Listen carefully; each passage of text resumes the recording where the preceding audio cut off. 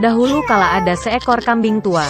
Dia punya 7 anak. Dia mencintai mereka seperti hanya seorang ibu yang bisa mencintai anak-anaknya. Dia akan pergi ke hutan, membawa tumbuhan dan ranting untuk makan siang.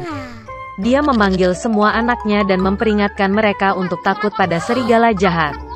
Dia sering berpura-pura, tetapi Anda bisa langsung mengenalinya dari suara kasar dan cakar hitamnya.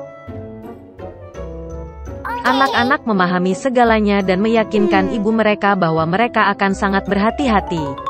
Kambing tua itu berangkat dengan tenang. Sedikit waktu telah berlalu. Tiba-tiba, seseorang mengetuk pintu dan berteriak dengan suara kasar agar anak-anak segera membukanya. Tetapi anak-anak dari suara kasar itu menyadari bahwa itu adalah serigala. Mereka menjawab bahwa itu bukan suara ibu, suaranya lembut dan kurus, dan suara ini sangat kasar, artinya itu adalah serigala.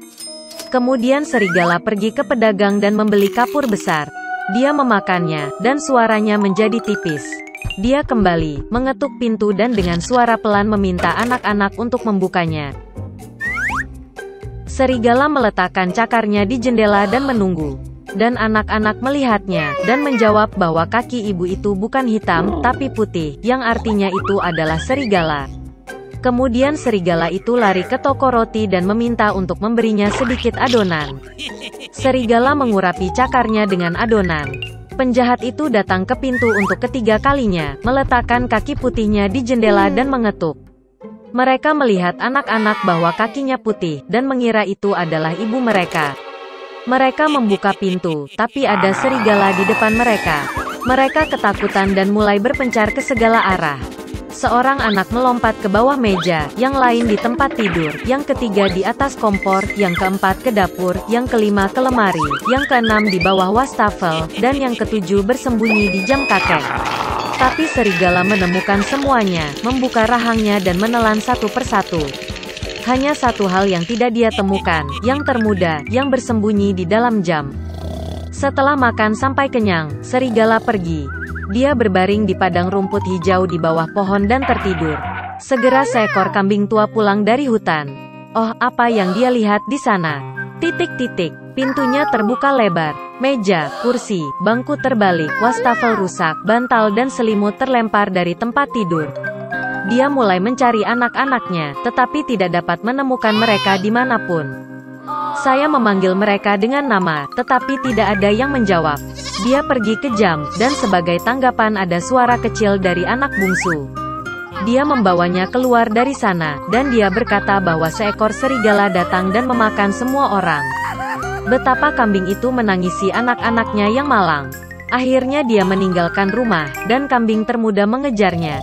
Dia datang ke padang rumput, melihat seekor serigala sedang berbaring di dekat pohon dan mendengkur sehingga dahannya bergetar. Dia menatapnya dari semua sisi dan melihat bahwa di perutnya yang membengkak ada sesuatu yang bergerak dan menggelepar. Dia menduga bahwa ini adalah anak-anaknya, dan sangat bahagia karena mereka masih hidup. Dia menyuruh anak itu lari pulang secepat mungkin dan membawa gunting, jarum dan benang. Kemudian kambing itu memotong perut serigala dengan gunting, dan dari situ seorang anak menjulurkan kepalanya. Dan kemudian yang lainnya melompat keluar, semuanya berenam, dan tidak ada hal buruk yang terjadi pada mereka. Betapa menyenangkannya itu. Mereka mulai memeluk ibu mereka, melompat dan menari. Kemudian kambing tua itu berkata bahwa akan menyenangkan memberi pelajaran pada serigala saat dia masih tidur. Mereka menarik batu dan memasukkannya ke dalam perut serigala.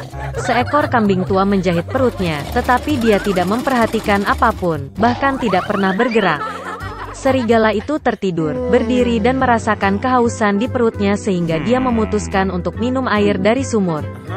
Dia nyaris tidak mendekati sumur, membungkuk ke air, dan batu-batu berat menariknya ke dasar sumur. 7 anak melihat ini, dan mulai menari kegirangan bersama ibu mereka. Begitulah cara mereka memberi pelajaran pada serigala jahat. Lemuel Gulliver menghabiskan 5 bulan penuh bersama istri dan anak-anaknya di Inggris, tetapi keinginan untuk bepergian ternyata lebih kuat.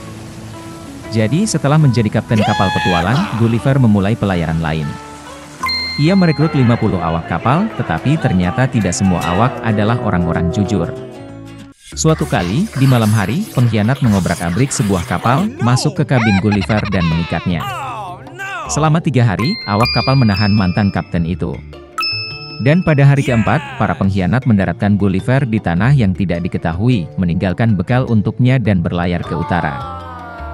Mantan kapten tidak punya pilihan selain menuju ke pedalaman.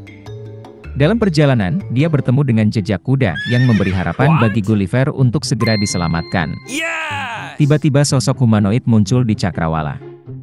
Gulliver menyipitkan matanya dan melihatnya. Itu adalah monyet yang tampak aneh dengan kulit gelap dan rambut keriting. Hewan-hewan ini memiliki cakar yang panjang di cakarnya. Mereka tampak begitu berbahaya sehingga Gulliver menahan napas dan bersandar di pohon di belakang. Tapi kemudian sesuatu menarik bahu pengelana itu dan menariknya ke atas. Ini adalah 2 monyet yang persis sama yang mencoba menyeret mangsanya ke atas pohon. Gulliver berjuang untuk melawan dengan tangannya, tetapi hewan itu lebih kuat. Saat Gulliver bertempur dalam pertarungan yang tidak seimbang, suara tapak kaki terdengar. Melihat kuda yang mendekat, monyet melempar Gulliver dan lari ketakutan. Setelah mendekat, kuda itu mengamati Gulliver dengan penuh minat. Kemudian kuda kedua muncul, mereka saling menyapa dengan tendangan kaki depan mereka dan berjalan ke samping. Kuda-kuda itu berperilaku sangat cerdas sehingga Gulliver menganggap mereka adalah penyihir yang berubah menjadi kuda. Akhirnya, setelah berkonsultasi, kuda-kuda itu memerintahkan Gulliver untuk mengikuti mereka. Kali ini, Gulliver berakhir di negara yang dihuni oleh kuda cerdas para Gwymps. Dan monyet aneh yang menyerang Gulliver melayani para Gwymps sebagai hewan peliharaan dan melakukan semua pekerjaan kotor. Jadi pengelana dibawa ke sebuah rumah di mana palungan dengan jerami terbentang di sepanjang dinding dan kuda-kuda lain ditempatkan. Kuda itu memberi isyarat kepada Gulliver untuk makan sedikit jerami, tetapi pengelana itu melihat seember susu dan meminta minum darinya. Setelah makan malam, Gulliver, di bawah pengawasan ketat kuda, mengumpulkan gandum dan roti panggang darinya. Hal ini membuat Gwymps sangat kagum sehingga mereka mulai mengajari Gulliver bahasa dan budaya mereka. Kuda-kuda itu ternyata tidak hanya cerdas, tetapi juga sangat mulia. Mereka tidak tahu kata-kata amarah, iri hati, penipuan, dan permusuhan. Mereka dikejutkan oleh cerita Gulliver tentang uang, kapal, dan negara bagian. Tapi kebanyakan dari semua Gwymps marah dengan kenyataan bahwa orang membiarkan diri mereka menunggang kuda. Seiring waktu, Gulliver menjadi begitu penuh dengan cinta dan rasa hormat kepada Gwymps sehingga dia memutuskan untuk tidak pernah kembali ke orang lain lagi.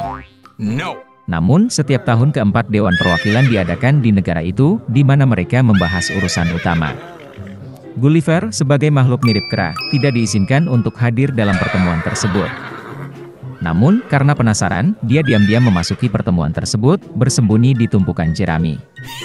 Ternyata para Gwymps sudah lama menganggap monyet aneh itu tidak berguna, dan karena itu memutuskan untuk mengusir mereka. Dan Gulliver bersama mereka. Tanpa menunggu nasibnya, musafir buru-buru membuat perahu dan berangkat ke pulau terdekat. Gulliver memutuskan untuk menghabiskan sisa hidupnya jauh dari orang-orang yang jahat padanya. Namun, pulau itu ternyata adalah pesisir pantai Australia. Gulliver terlihat oleh pelaut dari kapal Portugis dan dibawa ke kapal. Kapten memutuskan bahwa Gulliver sudah gila, jadi dia tidak ingin pulang dan menceritakan kisahnya tentang kuda cerdas. Ketika Gulliver dibawa ke London, dia belajar untuk melihat orang-orang dengan susah payah. Dia menjadi terbiasa dengan istri dan anak-anaknya hanya setelah 1 tahun, tetapi bahkan kemudian dia tidak membiarkan dirinya disentuh. Dan selama sisa hidupnya, Gulliver hanya berkomunikasi dengan kuda jantan yang dibelinya.